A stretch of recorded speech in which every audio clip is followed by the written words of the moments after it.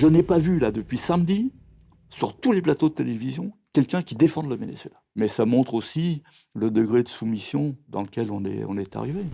On est dans une opération mafieuse. C'est-à-dire qu'on est face à une mafia qui est en train de s'emparer d'un territoire parce qu'il veut s'emparer des richesses. Pour sanctionner quelqu'un, il faut avoir une autorité morale.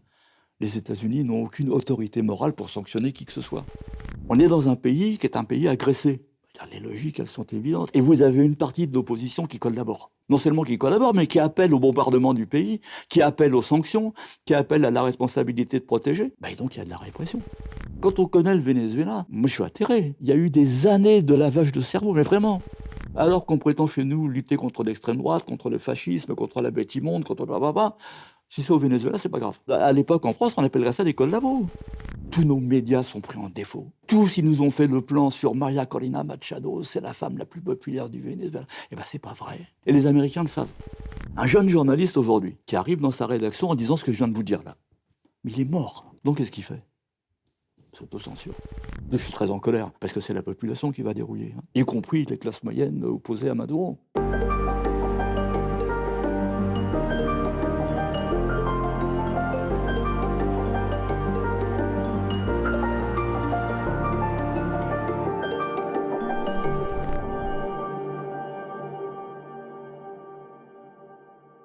Maurice Lemoine, bonjour. Bonjour. Je suis très heureux de vous recevoir sur la chaîne YouTube du média Élucide.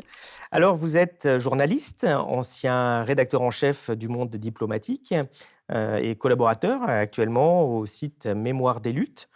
Vous êtes un spécialiste reconnu de l'Amérique latine et vos travaux portent principalement sur les mouvements sociaux, sur les tentatives de déstabilisation politique et les enjeux géopolitiques de la région, avec un focus marqué sur Venezuela et Cuba. Ça tombe bien vu l'actualité. Vous êtes aussi l'auteur du livre « Les enfants cachés » du général Pinochet, qui revient sur l'histoire du continent. Et donc, évidemment, vu l'actualité, vu ce qui s'est passé dans la nuit du 3 janvier, l'administration de Trump a en effet décidé de bombarder le Venezuela. Après quelques semaines de tensions, déjà d'interventions militaires, de menaces sérieuses sur le gouvernement. Est-ce que cette attaque vous a surpris et est-ce que vous pouvez nous expliquer un petit peu ce qui s'est passé et où est-ce qu'on en est aujourd'hui ?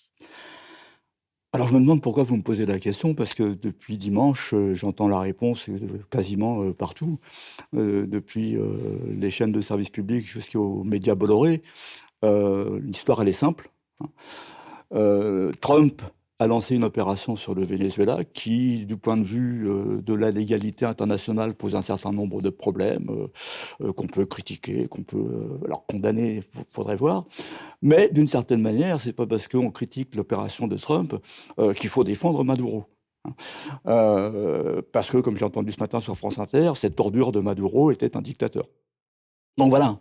En gros, c'est la version qu'on entend depuis dimanche. Il se trouve que si je suis chez vous plutôt qu'à France Info, c'est parce que j'ai une version un tout petit peu différente et qu'elle a du mal à se faire entendre. Donc je vous remercie de me donner la parole. Justement, on va développer ça parce qu'en effet, c'est pas des choses qu'on entend dans des médias qui sont devenus complètement unanimes sur le traitement de ce qu'on même plus appeler de l'information. Alors, ils sont pas complètement acquis, parce que ce matin, excusez-moi, je cite France Inter, puis après j'arrête, mais moi j'ai travaillé sur le service public. Non, quand même, il y a des nuances. Pierre Aski, ce matin, expliquait que Trump est en train de bousculer la légalité internationale en s'en prenant à la Colombie, en s'en prenant au Panama, en s'en prenant à Cuba, mais qu'il a fait une erreur, qu'il a fait une faute, parce qu'il s'en prend aussi au Groenland. C'est-à-dire qu'en gros, quand même, s'il s'en prend aux métèques latino-américains, à la limite, on va critiquer, mais ça passera, mais quand même, le Groenland, ça pose un problème, pas tellement pour les Groenlandais, mais parce que ça va détruire l'OTAN. Donc voilà un petit peu le contexte, oui, on a bien le compris contexte que c'est général. un classique 2 poids, 2 mesures, et En effet, comme Chomsky le disait joliment, les non-personnes, la vie des non-personnes, là-bas, ces gens n'ont pas de valeur. Mais on va en discuter un peu plus loin dans cette interview. Pour commencer, j'ai envie de vous demander comment est-ce que les États-Unis ont réussi à capturer le président Maduro aussi rapidement et aussi facilement, d'après vous? Alors, sur une opération de ce type, ils ont évidemment, par rapport à l'ensemble d'ailleurs des nations de la planète, une supériorité militaire, hein. Ils savent faire. Ils savent faire, ils ont déjà fait. On est quasiment certain qu'ils ont bénéficié de renseignements d'une trahison de on ne sait pas encore qui. Et donc, ils ont réussi une opération ponctuelle. Pour autant, ça ne veut pas dire que cette opération est pliée, dans la mesure où ils ne se sont pas aventurés, et je pense qu'ils ne s'aventureront pas, mais l'avenir le dira, à une opération dans laquelle des troupes états-uniennes resteraient sur le territoire vénézuélien, hein. Donc là, d'après Trump, c'est un beau coup, c'est spectaculaire. Ça a fait des victimes, hein, contrairement à ce qu'on a pensé au début. Ça a fait environ 80 victimes, dont 32 Cubains qui défendaient Maduro, dont une cinquantaine de militaires. Il y a également, on le sait maintenant, des blessés dans les troupes américaines qui sont intervenues, qui sont maintenant au Texas. Et donc, ponctuellement, oui, c'est une réussite. Ça ne résout strictement aucun problème. Et pourquoi ils n'ont pas, d'après vous, cherché à aller plus loin, à envoyer plus de troupes, à vraiment envahir le pays? Alors là, le problème est différent. Je veux dire, le Venezuela, c'est un pays dans lequel il y a ce qu'on oublie, il y a une partie de la population qui soutient le gouvernement de Nicolas Maduro. On est en Amérique latine, on est dans une région du monde où le Venezuela a 2300 km de frontière avec la Colombie, dans lequel il y a encore des guérillas. Il y a une culture rebelle des Vénézuéliens, et les Vénézuéliens l'ont annoncé. Si jamais les États-Unis mettent des boys sur le territoire, c'est une guerre populaire prolongée, hein. Le gouvernement vénézuélien a organisé ce qu'on appelle les milices bolivariennes. Alors, évidemment, quand on parle de milices, ça fait hérisser les poils sur les bras. C'est pas les milices de l'époque de la collaboration en France. Les milices au Venezuela, ça remonte à l'histoire de Bolivar, hein. Bolivar était dans las milicias bolivarianas. Mais vous avez entre 2 millions, 3 millions de Vénézuéliens, de gens, j'allais dire, comme vous, comme moi, qui s'entraînent régulièrement pour défendre la patrie, hein. Parce que ce pays, il faut le rappeler, il est agressé depuis le début de l'arrivée au pouvoir de Chavez, hein. Là, on parle du kidnapping de Nicolas Maduro. Mais je veux dire, Chavez arrive au pouvoir en 1999, et en 2002, il y a déjà un coup d'État. On est dans la même histoire, hein. 2002, ça a échoué parce que Hugo Chavez a été séquestré, mais est resté au Venezuela, donc il a pu être libéré par un mouvement populaire et l'armée. Là, il se trouve que Maduro était extradé aux États-Unis, donc ça va être plus compliqué. Alors, on va continuer de débunker un peu tout ce qu'on a entendu depuis samedi dernier. Qu'est-ce que vous pensez de la justification, en tout cas d'une des justifications, parce que quand même il en donne d'autres beaucoup plus concrètes, hein, dont on parlera après, Trump. Justification de Trump sur le fait que Maduro serait le chef d'un trafic de drogue, que le Venezuela serait un narco-État, etc., etc. Donc cet aspect de drogue qui a été mis en avant pour justifier l'intervention. Vous me donnez 20 minutes pour aborder ce Un thème? petit peu moins, mais on va Bon. quand même développer parce que c'est important. Bon, alors, Oui, bien sûr. premier point. Le Venezuela est un pays qui est situé entre le premier pays producteur de cocaïne, qui est la Colombie, et le premier pays consommateur de cocaïne, qui est les États-Unis. Trump, si vous me permettez, je veux dire dans son délire, parce que je le pense réellement, mais il n'y a pas que moi qui pense ça, y compris des gens qui n'aiment pas Maduro, a décidé que Nicolas Maduro était le chef d'un cartel de narcotrafiquants qui s'appelle le Cartel des Soleils, et d'une bande de narcotrafiquants également qui s'appelle El Tren de Aragua, le train d'Aragua. Alors très très vite, parce qu'on n'a pas 2 heures d'émission. Le Cartel des Soleils n'existe pas. Le Cartel des Soleils n'existe pas. Le Cartel des Soleils, c'est une histoire qui est née en 1993 au Venezuela, avant l'arrivée au pouvoir de Chavez, quand on a trouvé 2 généraux de l'armée vénézuélienne avec les mains dans la cocaïne. Il se trouve que les généraux au Venezuela ont des soleils sur les épaulettes. Et donc un journaliste a trouvé, c'était une belle idée, le Cartel des Soleils. Et puis, chaque fois qu'on a trouvé un militaire impliqué dans une histoire ça a été le cartel des Soleils. Mais ça a été instrumentalisé à partir du moment où Chavez est arrivé au pouvoir, et on avait, à l'époque, fait de Chavez le patron du cartel des Soleils. Il se trouve que, si vous prenez les rapports, je vais prendre de l'organisme le plus compétent sans doute de l'ONU sur les drogues, le cartel des Soleils n'existe pas. N'existe pas. Si vous prenez Il se trouve que le New York Times, ce matin, a dit en effet qu'a priori, les États-Unis reconnaissaient depuis aujourd'hui que ça n'existait pas. Oui, non, mais bien sûr. Il n'y avait pas la semaine dernière. Mais vous êtes le premier que j'entends le dire aujourd'hui. Ouais. Hein, alors que la presse américaine est quand même parfois beaucoup plus pointue que la presse française. C'est pas très difficile, hein, faut avouer. Non, d'accord, vous êtes plus méchant que moi. El Tren de Aragua, le train d'Aragua, c'est pareil. C'est une bande qui a réellement existé au Venezuela, qui a été démantelée, qui avait pris, par exemple, un phénomène classique en Amérique latine, le contrôle d'une prison, Tocorón, et qui a été complètement démantelée. Mais il se trouve que dans la vague migratoire qui a quitté le Venezuela, non pas à cause de la gestion désastreuse de Maduro, mais à cause des sanctions américaines, un certain nombre de délinquants sont partis et ont essaimé un peu partout. Et Trump a dit qu'ils sont partis pour envahir les États-Unis et détruire les États-Unis de l'intérieur. Bon. Tout ça, alors, il y a un organisme aux États-Unis qui s'appelle le Conseil national du renseignement, qui a sorti un rapport là en début 2025, qui met en cause, et alors c'est 18 agences des États-Unis sur la sécurité et le renseignement, hein, dont la CIA, la NSA, etc., et qui disent le train d'Aragua, il n'existe pas, il n'est pas là pour... bon. Pour ça, c'est le premier aspect de la question. Donc ça, c'est les délires, honnêtement, vraiment, de Trump. Si on prend plus techniquement, dans tous les rapports, je dis bien tous les rapports, hein, et l'ONU, c'est des rapports publics, 80% de la cocaïne qui sort de Colombie sort par la côte pacifique. 8 à 9% sortent par l'Amérique centrale et environ 5% par le Venezuela. Donc il y a de la drogue qui transite par le Venezuela, mais installer une flotte monstrueuse face au Venezuela pour lutter contre le narcotrafic, c'est une escroquerie. Et tout le monde, enfin tous les spécialistes le savent. Le Venezuela ne produit pas de drogue, ne produit pas de cocaïne. Non. C'est juste un pays de transit, en fait. Là encore, et c'est pas une opinion personnelle, je m'appuie sur les rapports spécialisés, il n'y a pas de production de cocaïne, de coca au Venezuela. La coca, elle est produite en Colombie, elle est produite au Pérou, elle est produite en Bolivie. Et d'ailleurs, si elle est produite en Colombie, c'est parce qu'il y a quelques décennies, les États-Unis l'ont éradiquée du Pérou. Et donc, elle a été rapatriée en Colombie. Mais donc, dans la longue chaîne du narcotrafic, le Venezuela a un rôle tout à fait limité. Après, évidemment, comme il y a quand même 5% qui transitent par le Venezuela, vous avez un certain nombre de gens qui collaborent un peu, des officiers qui regardent ailleurs quand ça passe. Oui, bien sûr, il y a ça. Mais c'est 5%. Mais on a vu aussi, déjà depuis quelques mois, des images horribles où les Américains font exploser des bateaux la nuit qui, prétendument, parce que ces petits bateaux qui sont censés amener de la drogue aux États-Unis, alors ça semble difficile vu la distance. Mais vous avez passé quoi? En tout cas, c'est des meurtres comme ça. Il y en a eu des dizaines de morts déjà. Ah ben, ce sont des assassinats.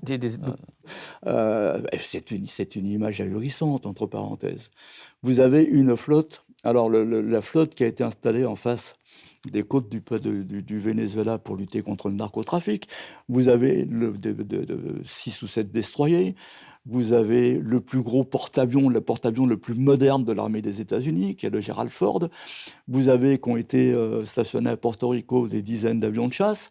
Et tout ça pour taper sur des embarcations, en général de nuit. Il y a eu une trentaine d'embarcations détruites. On est à plus de 100 morts, qui sont des exécutions extrajudiciaires. Quand vous luttez contre le narcotrafic, vous arrêtez les narcotrafiquants. Vous faites une enquête pour savoir d'où ça vient, où ça va, quels sont les complices. Là, c'est des assassinats purs et simples. Les bateaux sont coulés, donc on ne sait même pas si c'est des embarcations qui contiennent de la cocaïne. Donc on est... Alors là, y compris quand même à l'ONU, le rapporteur des droits de l'homme, a dit... il a dit très diplomatiquement, c'est des assassinats sélectifs. Alors ça a commencé quand même à poser problème. Et ça a aussi posé problème, peut-être qu'on en parlera plus tard, c'est que dans les victimes, qu'on présentait comme des Vénézuéliens. Il y a des ressortissants de Trinidad et Tobago, il y a des Colombiens, ce qui a mis très en colère le président colombien Gustavo Petro, et ça a été aussi le début de son affrontement avec Trump. Mais il y a eu, alors je ne sais plus quel média qui a fait son boulot, qui est allé sur la côte vénézuélienne pour retrouver des familles de gens qui sont morts, et effectivement, c'est des petits trafiquants. Les gens de la famille d'une des victimes a dit oui, pour 500 $, il transportait de la cocaïne jusqu'à Trinidad et Tobago, et voilà. Donc effectivement. Après, en ce moment, le gros problème des États-Unis avec la drogue, c'est même pas la cocaïne, c'est le fentanyl. Le fentanyl, ça passe par la Chine, ça passe par le Mexique. Ça n'a rien à voir avec le Venezuela. Je trouve intéressant justement de voir des images qui montrent un passage dans la barbarie pure, en fait, des assassinats comme ça, sans enquête, sans rien, qui n'émeuvent personne, où on n'a pas de grandes déclarations en disant qu'il faut quand même plutôt juger les gens plutôt que les assassiner. Dernier point pour clore ce sujet de trafic, c'est donc l'argument officiel principal de Trump, donc au moins dans le premier temps, euh, alors que Trump a gracié l'ancien président du Honduras qui était condamné aux États-Unis pour trafic de drogue. Comment vous voyez ça? Enfin, ça semble assez dingue. Je sens que vous êtes malicieux. Non, c'est un scandale. C'est un scandale, tout le monde le sait. Alors Juan Orlando Hernandez a gouverné pendant 8 ans le Honduras, après le coup d'État qui a renversé Manuel Zelaya en 2009. De notoriété publique, pardon. Tout le monde savait qu'il était lié au narcotrafic. Alors, ce n'est pas lui-même un narcotrafiquant, mais il organisait les choses pour que ça passe par le Honduras. Il a été, moi j'ai publié un article sur Mémoire des luttes dont on parlait tout à l'heure. J'ai des photos dans l'article que j'ai publié où il est en compagnie de Marco Rubio, le secrétaire d'État, où il était avec les patrons de la DEA. Bon, pendant 8 ans, parce que sur le sol du Honduras, il contenait les forces progressistes, il a été l'allié des États-Unis. Et puis, il s'est avéré que lorsqu'est arrivé Joe Biden au pouvoir, il a été tout de suite attaqué par Trump sur le thème de l'immigration, et Biden s'est dit, sur le thème de l'immigration, si on ne stabilise pas les pays d'Amérique centrale, ça va continuer. Et donc, il a donné l'ordre, Biden, à la droite hondurienne de ne pas trafiquer les élections. Et donc, c'est la gauche qui l'a remporté. Et à ce moment-là, les États-Unis se sont souvenus que Juan Orlando Hernandez était un narcotrafiquant, et donc ils ont demandé son extradition, et ils l'ont condamné à 45 ans de prison. Et c'est lui que Trump, au nom de la lutte contre le narcotrafic, vient de faire libérer, en même temps qu'il fait kidnapper Nicolas Maduro, qui, lui, je le dis en tant qu'observateur, pas en tant que partisan de Maduro, je ne sais pas quoi, qui n'a rien à voir avec le trafic de drogue. Oui, il a libéré une place, peut-être qu'il va aller dans la cellule, comme ça, c'est peut-être la Exactement. surpopulation carcérale. Non, mais tout à fait, si on le présente d'une manière humoristique, oui. Alors, plus concrètement et plus sérieusement, j'allais dire, qu'est-ce que cherchent les États-Unis avec cette intervention, d'après vous? Trump l'a dit. Alors, il a un avantage sur Barack Obama, sur Biden, c'est que lui, au moins, il dit les choses. Hein. Parce qu'il faut rappeler quand même, parce que Trump, c'est le méchant, même chez nous maintenant. Hein, il commence à poser problème à tout le monde. Mais le décret qui a été signé faisant du Venezuela une menace exceptionnelle et extraordinaire pour la sécurité nationale des États-Unis a été signé en mars 2015 par Barack Obama. Et c'est le début de l'opération qui va déboucher sur ce qu'on vient de voir aujourd'hui. Trump l'a dit, alors je ne vais pas vous donner la date, je ne l'ai pas de mémoire, mais il l'a dit. Il a dit il y a, je ne sais pas, il y a un mois, les Vénézuéliens nous ont volé notre pétrole, nous ont volé nos terres, nous ont volé nos terres rares, ils doivent les rendre immédiatement. C'est-à-dire qu'en fait, on est dans une opération mafieuse. Alors on peut appeler opération coloniale, on peut appeler opération mafieuse, c'est-à-dire qu'on est face à une mafia qui est en train de s'emparer d'un territoire parce qu'il veut s'emparer des richesses. Ça, c'est la première chose.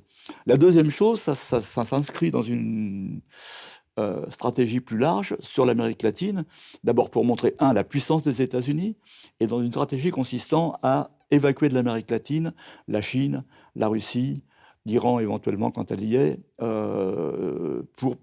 pour réellement s'emparer des richesses de toute l'Amérique latine. C'est ça. Il l'a dit. Il l'a dit.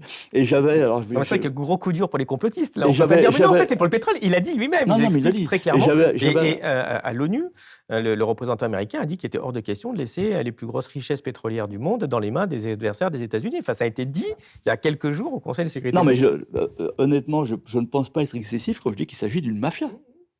On s'empare d'un territoire et on s'empare des richesses. Mais ce qui est beau, c'est que plus que s'emparer, quand on les écoute, c'est à eux déjà. On va dire, c'est une mentalité peut-être coloniale d'Américains de base.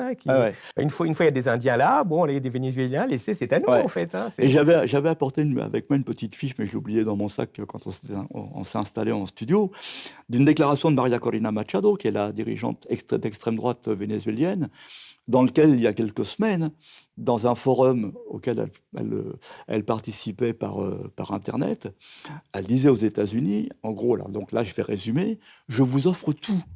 Au Venezuela, on a du pétrole, on a des côtes, on a une côte caraïbe magnifique, on a des richesses. Dès que je suis au pouvoir, vous avez accès à tout ça. C'est-à-dire qu'on avait une conjonction entre l'opposition d'extrême droite vénézuélienne et ce président... on pourrait l'appeler d'extrême droite états-unien. Hein. Parce que là, excusez-moi, il faudrait 5 heures pour faire parler du Venezuela.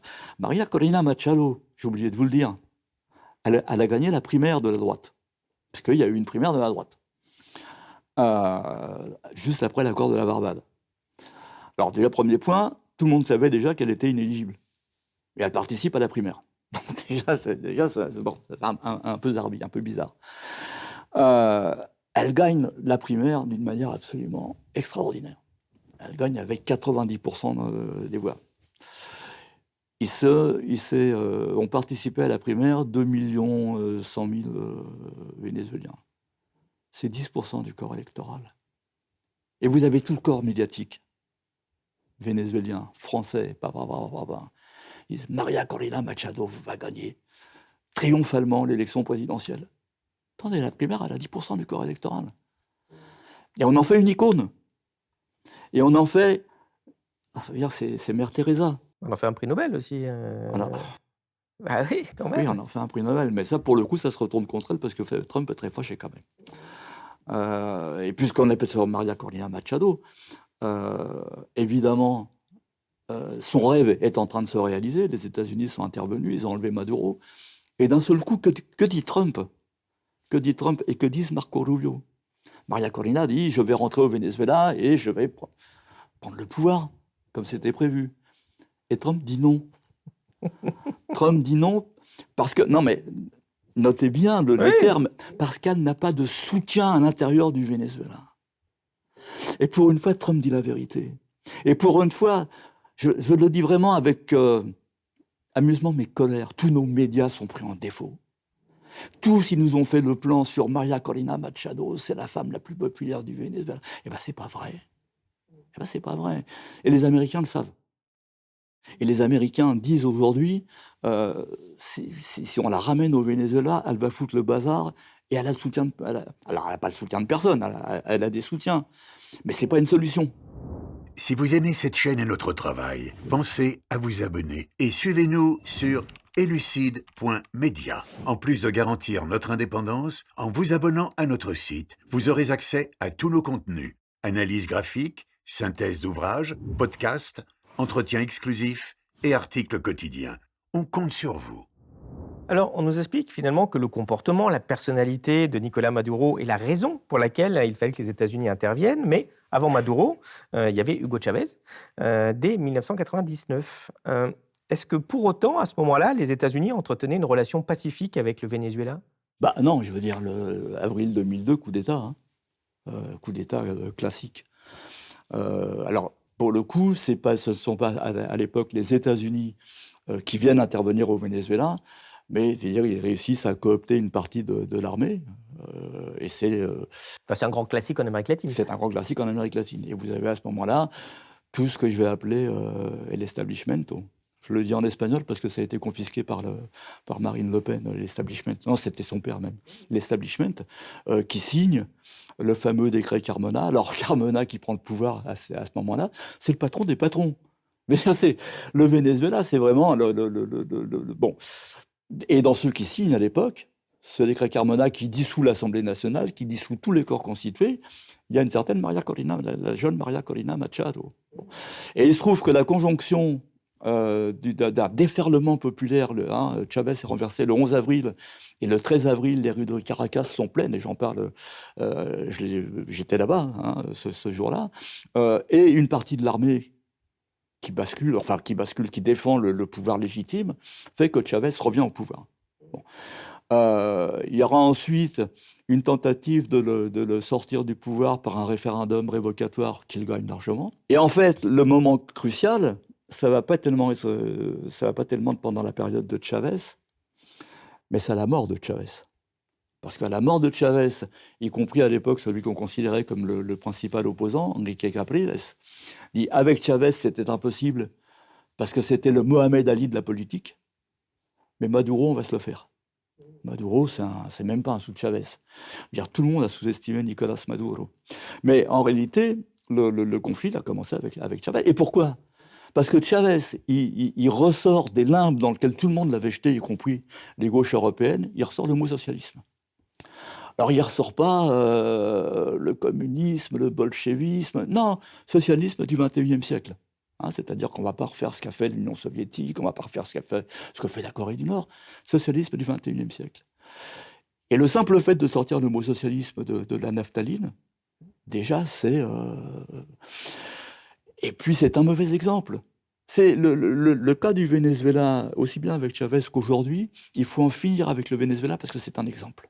Et c'est quoi l'idéologie chaviste ? Alors, l'idéologie chaviste, c'est quoi ? C'est compliqué à définir. Mais c'est aussi ce qu'on met sous le tapis. C'est en ce moment, par exemple, parce que Maduro est en train j'allais dire, de suivre les instructions de Chavez. Il a été ministre de Chavez, Maduro, ministre des Affaires étrangères. C'est d'abord, sur le territoire même du Venezuela, démocratie participative. Ça va vous surprendre, personne n'en parle. Il y a au Venezuela 49 000 conseils communaux, c'est-à-dire des autogouvernements populaires dans les quartiers, dans les campagnes, et près de 5000 communes, dans lesquelles, qui sont à la fois horizontales, c'est-à-dire c'est à la base le gouvernement par la population, je ne sens pas par le peuple, que ça a un côté politico, machin, non, le gouvernement, ils font ce qu'on n'est pas foutu de faire en France, des référendums d'initiative populaire. Bon voilà, ça fonctionne comme ça, avec un financement de l'État, c'est-à-dire qu'une fois que la population a décidé 4 fois par an, le projet prioritaire pour le quartier, pour la ville, etc. C'est ça, le gouvernement finance. Bon. Alors ça déjà, c'est le Venezuela. Et puis ensuite, le gros, là aussi, la grosse pierre dans le caillou des États-Unis, c'est que Chavez, avec son ministre des Affaires étrangères, Nicolas Maduro, ils ont créé l'Alliance bolivarienne pour les peuples de notre Amérique, donc avec les radicaux, avec Cuba, le Nicaragua, la Bolivie à l'époque. Ils ont créé l'UNASUR, l'Union des nations sud-américaines, c'est-à-dire une instance dans laquelle sont réunies toutes les nations sud-américaines sans les États-Unis. Et voilà. Et la communauté des États latino-américains et caraïbes, l'ensemble du continent, sans les États-Unis et le Canada. Et ça, c'est insupportable. Parce que là, pour le coup, c'est le début de la naissance du monde multipolaire. Parce que jusque-là, les États-Unis contrôlaient l'ensemble du continent à travers l'Organisation des États américains, que Fidel Castro avait qualifié de ministère des colonies des États-Unis. Et là, d'un seul coup, je veux dire, l'Amérique latine s'émancipe. Et donc, il y a une offensive absolument phénoménale contre les initiateurs de cette initiative. Je ne sais pas si on dit comme ça, mais... Alors, le Venezuela a aussi une particularité, c'est qu'il est bâti sur le pétrole. Le Venezuela, c'est 20% des réserves mondiales de pétrole, c'est-à-dire plus que l'Arabie Saoudite ou l'Iran.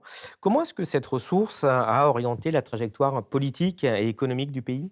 Alors, première chose, moi je ne suis pas du tout un climato-sceptique. Il va falloir transformer les modèles énergétiques, mais on a encore besoin du pétrole pour un certain nombre d'années. Ce n'est pas la peine de rêver. Le Venezuela, depuis la fin du 19e siècle, exploite du pétrole. Il a les ressources prouvées les plus importantes du monde, le pétrole. Donc déjà, il y a ça. Deuxième point important, depuis la fin du 19e siècle, toute la technologie de l'industrie pétrolière vénézuélienne, elle vient des États-Unis. Je mentionne ça parce que peut-être que vous allez me poser la question plus tard sur ce que sont les sanctions américaines. Parce que ça va être extrêmement important avec les sanctions. Parce qu'à partir du moment, je laisse ça de côté. Troisième point extrêmement important, les États-Unis, parce qu'il y a un point qui perturbe beaucoup. Le plus gros producteur du monde de pétrole, c'est les États-Unis. Donc on va vous dire, mais attends, est-ce qu'ils ont besoin du pétrole vénézuélien? Eh bien oui. Le pétrole que produisent actuellement les États-Unis, c'est du pétrole à partir de la fracturation hydraulique. Alors déjà, qui est un désastre pour l'environnement, c'est un pétrole léger. Mais depuis des décennies, les raffineries aux États-Unis ont été conçues pour le pétrole lourd vénézuélien. Et les États-Unis ont besoin de ce pétrole lourd. Moi, ce qu'il faut expliquer que la particularité du Venezuela, c'est que le pétrole est particulier là-bas. C'est pas du tout comme en Arabie où vous creusez, hop, le pétrole jaillit. Et c'est du pétrole qui est très visqueux, qui est presque solide, qu'il faut chauffer, donc très compliqué à transporter. Et surtout, les raffineries doivent être adaptées à ce truc-là. Il y a très peu de raffineries qui peuvent faire ça, et elles sont américaines. Et elles sont américaines, en particulier, elles sont dans le golfe du Mexique, qui sont des États qui votent Trump. Donc il faut absolument ce pétrole lourd. Et ça, c'est extrêmement important, parce que le pétrole léger, c'est pour les bagnoles, le diesel, etc. Le pétrole lourd, c'est le bitume, c'est un certain nombre d'applications industrielles. Donc les États-Unis ont besoin du pétrole vénézuélien. Or, évidemment, avec les sanctions, le pétrole, il n'arrive plus. Donc il faut aller le prendre. C'est aussi bête que ça. Hein. Et puis, du fait Alors, excusez-moi, je suis en train de briser un tabou. Normalement, on ne dit pas les sanctions.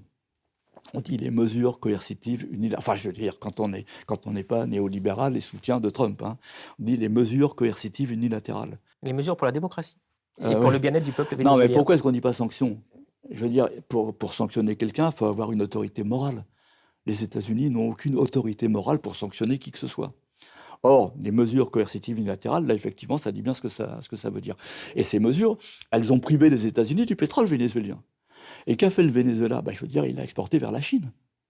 Et donc là, on retombe dans le vieux dilemme des États-Unis, c'est qu'on veut virer la Chine, en même temps on favorise la Chine en imposant des sanctions.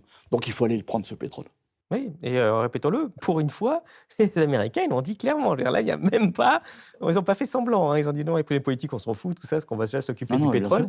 Trump a dit d'ailleurs qu'il a prévenu les majors américaines, les compagnies, les pétroliers américains, avant d'intervenir, alors qu'il n'a pas prévenu le Congrès américain. Oui. C'est quand même extraordinaire. Hein. Et ça ne leur pose aucun problème à la plutocratie américaine. Alors, par rapport à ce que vous dites, moi j'ai envie de vous dire, c'est quand même bizarre, parce que le Venezuela, il a plein de pétrole, et il a quand même un déclin économique qui est extrêmement fort. Et est-ce que ce déclin est uniquement dû, comme on l'entend, à des mauvaises politiques économiques, des problèmes intérieurs? Certains parlent de gabegie socialiste en disant regardez la Pologne, ça s'est bien développé, puis le Venezuela, pas du tout. Mesures coercitives unilatérales. On a quasiment introduit le sujet. Le Venezuela est victime depuis 2016 d'un véritable blocus. Bon. Lorsque Chavez arrive au pouvoir, c'est un pays très particulier, le Venezuela. Il produit du pétrole. Donc vous avez toute son économie qui est devenue une économie de rente. Lorsque Chavez arrive au pouvoir, 80% de l'alimentation est importée. Elle n'est pas produite au Venezuela. La classe économique vénézuélienne ne s'intéresse absolument pas à la production. La seule chose qui l'intéresse, c'est de faire du négoce et d'importer de la bouffe. Et Chavez, dans un premier temps, il a une obsession, c'est d'en sortir de la dette sociale. Donc, il ne se préoccupe pas trop de ça. Je veux dire, il finance, il y a l'argent du pétrole, et il finance l'importation d'aliments pour que la population mange réellement. Je raconte ça à gros traits, mais c'est ça, en réalité. Et puis arrivent les fameuses sanctions. Je dis sanctions, ça va plus vite que mesures coercitives unilatérales. Arrivent les fameuses sanctions. Et il y a un blocus. Et donc, le Venezuela ne peut plus importer son alimentation. Les raffineries vénézuéliennes, qui sont conçues avec de la technologie des États-Unis, ne reçoivent plus de pièces de rechange, ne reçoivent plus de matériel, sont coincées. Et donc, les raffineries, sur plusieurs années, deviennent obsolètes, ne fonctionnent plus. Et donc, on vous explique, avec Maduro, le Venezuela ne produit plus de pétrole. La production du pétrole était de 3 millions de barils par jour, elle descend à 300 000. Bon. Les sanctions coûte au Venezuela, jusqu'en 2023, je n'ai pas actualisé les chiffres, 228 milliards de dollars. L'économie s'effondre. Alors, vous avez des... Je ne vais pas donner de nom, je ne suis pas une balance. Enfin, pas encore. Por ahora, comme on dit en espagnol, pas tout de suite. Vous avez les universitaires sur les 4 cavaliers de l'Apocalypse, c'est-à-dire BFM, France Info, LCI et CNews, qui vous expliquent que non, quand même, ce n'est pas les sanctions qui sont responsables du désastre vénézuélien, mais la gestion calamiteuse de Maduro. Et puis, il n'y a pas très longtemps, alors, y compris des analystes de gauche, ce n'est pas réservé à la droite. Et puis, il n'y a pas très longtemps, j'ai entendu l'un de ceux qui soutient cette thèse depuis des mois, des années, dire, sans penser à ce qui est fait, en ce moment, l'économie vénézuélienne va bien parce que Joe Biden a légèrement assoupli les sanctions. C'est-à-dire que lorsqu'il y a des sanctions, c'est de la faute à Maduro, et lorsque l'économie s'améliore, c'est parce que Biden avait... Bon, non, c'est-à-dire le Venezuela a été victime d'un véritable blocus. Par exemple, vous évoquiez tout à l'heure, parce que vous connaissez le sujet, manifestement, que le pétrole lourd vénézuélien, c'est un pétrole visqueux. Donc, paradoxalement, le Venezuela a besoin d'importer des produits pour alléger son pétrole, pour pouvoir faire de l'essence. Bon. Le blocus l'empêche. Donc, le Venezuela a du pétrole, mais il n'a plus d'essence. Le Venezuela n'a plus d'essence. Les agriculteurs, avec leurs tracteurs, ne peuvent plus produire. Donc, tout s'effondre. C'est ça c'est ce qui s'est passé au Venezuela. Et évidemment, donc ça provoque une migration massive, parce que, et pour des raisons légitimes, beaucoup plus migration économique que migration politique. Et puis vous avez derrière le discours qui prend tout ça, qui le ramasse dans un morceau et qui vous dit Nicolás Maduro a mené son pays à la ruine. Mais non, c'est pas ça. Et pourquoi est-ce que je mentionnais un instant que l'économie est en train de s'améliorer? C'est, premier point, parce qu'effectivement, Joe Biden a très très légèrement assoupli les sanctions en autorisant la multinationale Chevron à exploiter du pétrole au Venezuela. Mais déjà rien que ça a été un ballon d'oxygène. Et deuxième point, ça nous amène sur un plan plus géopolitique, mais qui n'est pas inintéressant, c'est qu'il y a un pays qui a déjà été confronté au même problème, et qui donc est venu aider le Venezuela pour remettre ses raffineries en état. Et quel est ce pays? C'est l'Iran. C'est l'Iran. Alors c'est l'axe du mal, oui. Mais l'Iran a été confronté aux sanctions américaines. Toute la technologie du pétrole iranien était américaine. Ils ont appris à réparer leur raffinerie et ils sont venus expliquer aux Vénézuéliens comment faire. Ils sont venus aider les Vénézuéliens. Et donc, effectivement, l'économie vénézuélienne était en train de s'améliorer considérablement. Et c'est à ce moment-là que Trump est en train de réorganiser un nouveau blocus, sans doute encore plus féroce que le précédent. Puisque maintenant, je veux dire, on fait la chasse aux pétroliers, on intercepte les pétroliers en mer. Il a volé un pétrolier. Oui, non, mais bien sûr. Et du coup, le rôle des Russes et des Chinois là-dedans, est-ce qu'ils ont aidé l'économie, comme le disent les États-Unis? Est-ce qu'ils étaient vraiment en train de s'implanter fortement ou pas? Oui, bien sûr. Non, mais bien sûr, ils ont aidé, mais c'est le problème qui se pose à Trump, d'ailleurs, qui est un problème absurde.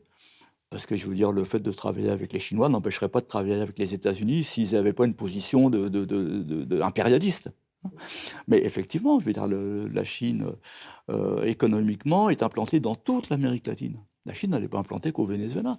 La Chine est devenue le premier partenaire commercial de quasiment toute l'Amérique latine, y compris des gouvernements de droite. La Russie, ils sont beaucoup moins présents. Mais en revanche, ils fournissent au Venezuela une coopération militaire.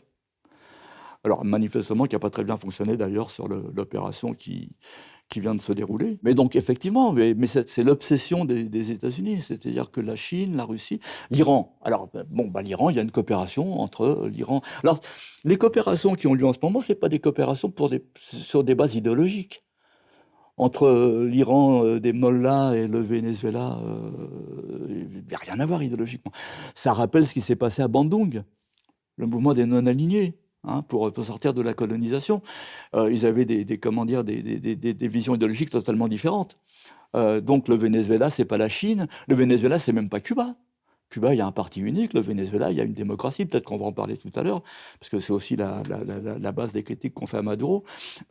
Mais donc, de fait, et c'est aussi une des raisons pour laquelle la situation était en train de s'améliorer, c'est que le Venezuela n'est pas tout seul. Venezuela, je veux dire, il y a la Chine, il y a la Russie, il y a l'Iran, il y a la Turquie. Parce que c'est aussi intéressant de savoir comment s'établissent ces relations un peu bizarroïdes avec entre des États qui ne sont pas forcément sympathiques. Comment est-ce que ça démarre, la coopération militaire entre la Russie et le Venezuela? Chavez arrive au pouvoir. Dans l'armée de l'air vénézuélienne, il y a deux types de chasseurs. Il y a les Mirage français et il y a les F-16 états-uniens. Dès que Chavez arrive au pouvoir, les États-Unis cessent de livrer les pièces de rechange et les pièces de maintenance pour les F-16. Que fait Chavez? Il se tourne vers la Russie, il achète des Sukhoi. Voilà, c'est aussi bête que ça. Ça rappelle la manière dont Cuba a été poussé dans les bras de l'Union soviétique.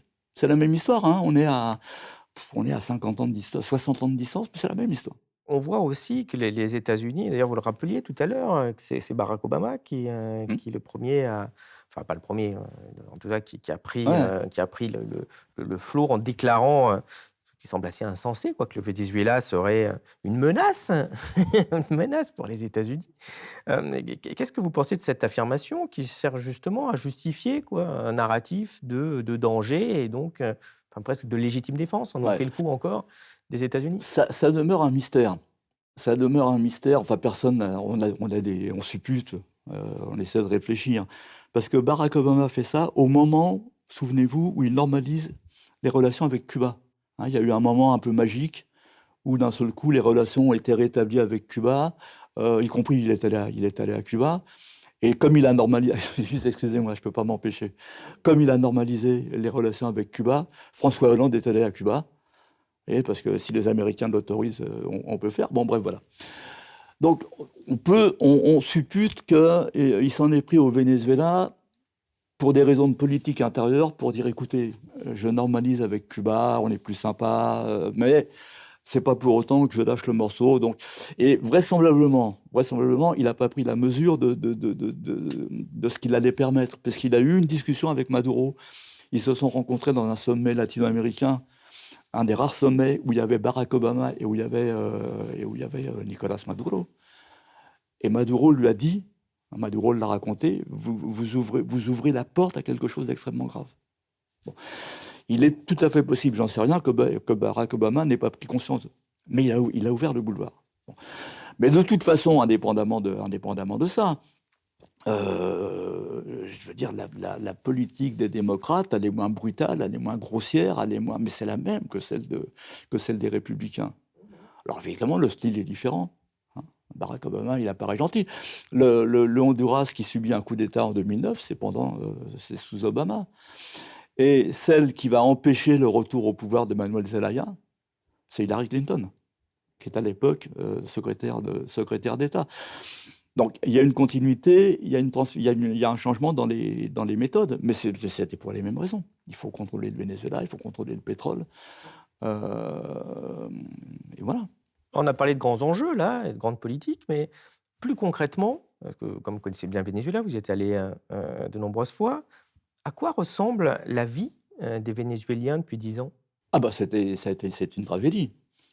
C'est une tragédie, je veux dire, je ris parce que évidemment, j'entends en permanence les commentaires et je lis les commentaires. Je veux dire, ce blocus du pays, ces sanctions du pays qui ont asphyxié l'économie, elles ont eu des répercussions terribles sur la population. Vous avez, alors les chiffres, on n'a pas le chiffre exact, donc en fonction de la vision qu'on a du Venezuela, moi je vais vous dire 5 millions ou 6 millions, et puis les toutologues des médias de l'apocalypse vont vous dire 10 millions, parce que là, pour le coup, ça... Bon. Mais ça correspond à une vraie réalité. Je veux dire, les Vénézuéliens ont souffert terriblement de ces sanctions. Alors, précisément, ce qui, d'une certaine manière, a sauvé, je vous parlais tout à l'heure des communes. Il y a par exemple des communes à Caracas, dans un quartier très populaire, qui s'appelle 23 de Enero, où ils avaient, en tant que commune, avec les financements de l'État, construit une piscine pour les gamins. Ils l'ont transformée pour faire de la pisciculture. Parce qu'il n'y avait plus rien à bouffer. Bon. Dans ce qui, chez nous, serait des ensembles HLM, il y a eu des élevages de porcs qui ont été installés. C'est-à-dire que la population s'est prise en main. Hein. Alors là, je vous parle des chavistes. Ça représente, c'est le noyau dur, c'est pas tout le Venezuela. Hein, je vais vous parler de l'opposition après, ou peut-être que vous allez me demander de l'opposition. C'est pas tout le Venezuela, mais c'est le Venezuela qui est en train de s'organiser pour résister si jamais il y avait une invasion des États-Unis. Hein, avec les milices populaires, avec les communes. Et donc voilà. L'opposition aussi a dérouillé. Je veux dire, les membres de la classe moyenne qui appuyaient l'opposition, je veux dire, ils ont été aussi touchés pour les sanctions. Quand je vous disais à l'instant, l'économie vient de s'améliorer là depuis 3 ans. Depuis 3 ans. Le patronat vénézuélien a été étranglé par les sanctions. Le patronat. Et donc, dans toutes les enquêtes sérieuses qui ont été faites au Venezuela, le patronat était contre les sanctions. Des gens qui s'étaient opposés à Maduro étaient opposés aussi aux sanctions. Et il y a eu un accord. Alors l'extrême gauche l'a reproché à Maduro en le présentant comme un néolibéral, parce que la vie est compliquée. Hein. Mais il y a eu un accord entre Nicolás Maduro, enfin le gouvernement de Nicolás Maduro et le patronat pour produire sur place. Et ça a relancé l'économie. Et je veux dire, en fait, la transformation du Venezuela telle que beaucoup l'ont rêvé, c'est-à-dire sortir du pétrole, c'est Maduro qui l'a commence en ce moment. C'est-à-dire aujourd'hui, là tout à l'heure, je vous disais que 80% de l'alimentation était importée. On estime qu'environ 80% de l'alimentation du Venezuela maintenant est produite au Venezuela. Aussi bien par les secteurs populaires, des communes, des conseils communaux, que par le patronat vénézuélien. Enfin, une partie du patronat vénézuélien. Le gros problème qu'on a avec ce qu'on appelait dans le temps l'information, c'est qu'on ne s'intéresse qu'à l'extrême droite vénézuélienne, qui représente une faction de l'opposition. Mais il n'y a pas une opposition au Venezuela. Il y a plusieurs oppositions, de droite modérée à droite radicale. Le problème est que tous les candidats de la droite modérée ont été diabolisés par nos médias, par l'extrême droite vénézuélienne et par les États-Unis. Je ne suis pas en train de vous dire que le Venezuela est parfait, et que le Venezuela de Maduro est parfait. Là, évidemment, je m'attache à essayer de décortiquer un petit peu toute la légende noire autour du Venezuela. Après, il y a des critiques légitimes, y compris, il y a des opposants de droite qui sont légitimement en droit de critiquer Maduro. Ça, on ne parle pas de ça. On va en discuter justement de ce point-là pour donner une image un peu plus nuancée que la propagande ahurissante qu'on a dans les chaînes prétendument d'information. Justement, on va parler de ce Nicolás Maduro qui est au centre de toutes les préoccupations, des discussions, qui est la justification finalement du bellicisme américain actuel. Pour commencer, comment est-ce qu'il est arrivé au pouvoir? Alors, Nicolás Maduro, alors ça, c'est aussi un premier point par rapport à un certain nombre de politologues, docteurs en sciences politiques, de droite ou de gauche. Maduro, au départ, c'est un prolo, chauffeur de bus. Alors, vous voyez, vous imaginez déjà, un chauffeur de bus président de la République. Ça passe pas, c'est pas dit. Personne ne dira. Mais alors, la droite vénézuélienne, si, tout de suite, elle l'a dit. Alors, on ne peut pas être dirigé par un ancien syndicaliste chauffeur d'autobus. Eux, ils l'ont dit franchement. Ici, on ne le dit pas, mais on le pense tellement fort que ça se feinte de partout. Bon. Donc effectivement, il est chauffeur d'autobus, il est cultivé néanmoins, c'est vraiment la gauche, il va faire un stage à Cuba, comme la gauche latino-américaine radicale. Et puis il va y avoir Chavez. Alors le phénomène Chavez, bon pour le coup là on n'est pas en train de discuter de Chavez, mais bon très vite Nicolás Maduro va rejoindre Chavez alors qu'il est en prison. Chavez sort de prison, il est amnistié par le président Rafael Caldera. Chavez choisit la voie démocratique. Il dit ok d'accord, on s'est planté parce qu'il avait tenté un soulèvement militaire alors vous voyez, ça y est, j'ai l'esprit d'escalier. Chavez tente un coup d'État militaire. Oui, c'est vrai. Il le fait en 92. Pourquoi? Parce qu'en 89, il y a eu la première révolte anti-néolibérale au Venezuela. On l'a oublié parce qu'il y avait la chute du mur de Berlin. Personne n'a vu. Une révolte populaire parce qu'il y avait un ajustement du Fonds monétaire international. Répression, 3000 morts. Et c'est là que le jeune officier de Chavez, avec certains de ses camarades, disent il faut en finir avec cette démocratie injuste et corrompue. Bon, voilà, vous voyez, je suis en train de remonter là. Puis Chavez arrive au pouvoir démocratiquement, il gagne les élections, 98, personne ne le conteste. C'est les seuls que personne ne conteste. Et puis, le jeune Maduro va prendre du pouvoir, il va être élu à l'Assemblée nationale, il va être président de l'Assemblée nationale. Chavez va le nommer ministre des Affaires étrangères, il va participer avec Chavez à la création de l'ALBA, de l'Union des Nations sud-américaines, de la CELAC. Je veux dire, il a de la bouteille, Maduro. Hein. Bon. Et puis Chavez meurt. Et Chavez sait, et là on retombe sur l'armée, que c'est lui qui doit désigner qui sera son successeur, qui sera élu ou pas élu. Et il dit à l'armée, c'est Nicolas. Et Nicolas Maduro se voit investi du rôle, et Chavez meurt, et Nicolas Maduro prend le pouvoir.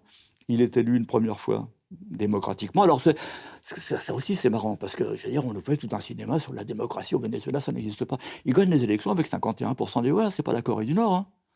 Il gagne pas avec 92%, il gagne avec 51%. Bon.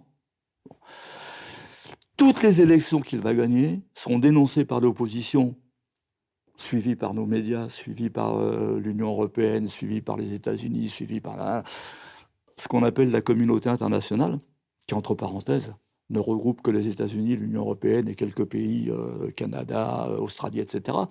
L'Asie, l'Afrique, etc., ça n'existe pas. Hein, c'est pas la communauté internationale. Bref. Mais toutes les élections vont être contestées. Voilà, systématiquement. Et Maduro se voit investi de la tâche de succéder à Chavez. Et effectivement, tout le monde se dit, Maduro, il ne tiendra pas le coup. Et donc, l'offensive que va subir Maduro va être 10 fois plus dure que celle qu'a connue Chavez. Hein.